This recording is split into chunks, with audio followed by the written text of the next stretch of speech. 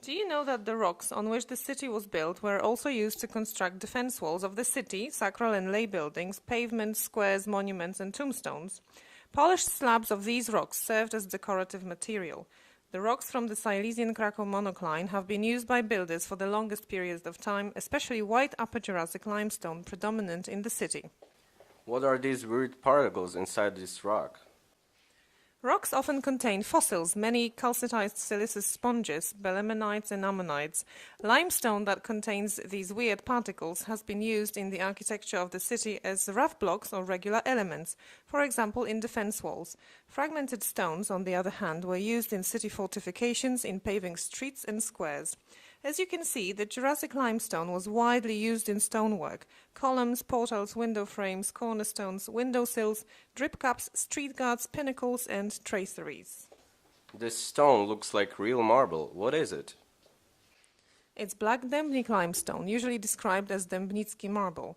It was widely used in church interiors, altars, ornaments, baptismal fonts, epitaph tables, portals, and tombstones.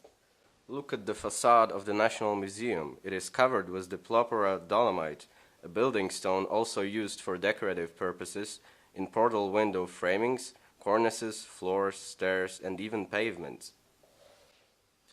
Also, the gated walls of the Wawel Cathedral were constructed of diplopora dolomite. Did you know that the huge anti-flood embankment erected along the Vistula River in the first half of the 20th century is by far the largest dolomitic investment in Krakow? Really? I had no idea. Everywhere we look, we can make amazing discoveries. That's right. Look at the pavement in the small market. It was built of volcanic rocks, porphyries, from the Krzeszowice area. You can also see porphyries at the front of the Wawel Cathedral and in the pavements of other streets: Franciszkańska, Kanonicza, Loretańska, Jagiellońska and Karmelicka streets. They appear in several colors, green or various shades of purple. Listen, you live in the Wawel Hill. That's why you should be careful. Sections of its south-facing wall were built on the Filipovice tuff, one of the most radioactive rocks in Poland. Take it easy. My scales protects me from radiation, so no worries. This dose of radiation is too low to affect humans. The Pintów limestone is lovingly called Pinczak by the locals and has been used in the architecture of Krakow since the 12th century, especially during the Renaissance.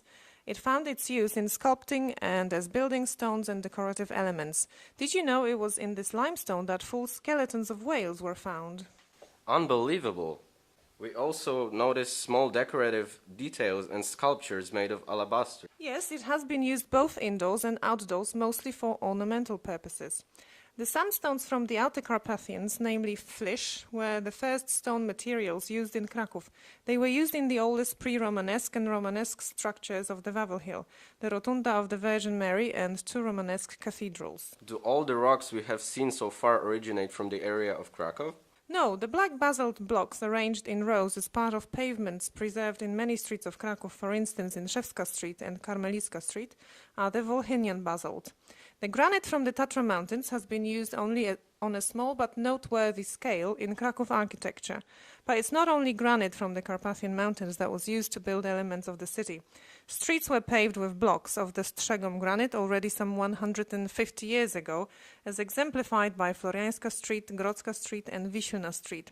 The history of quarrying of this granite from the slopes of Mount Ślęża dates back to prehistoric times. In 1964 and 2006, the main market square was repaved using that stone. You can become urban geologists yourselves and explore the city looking for its hidden gems.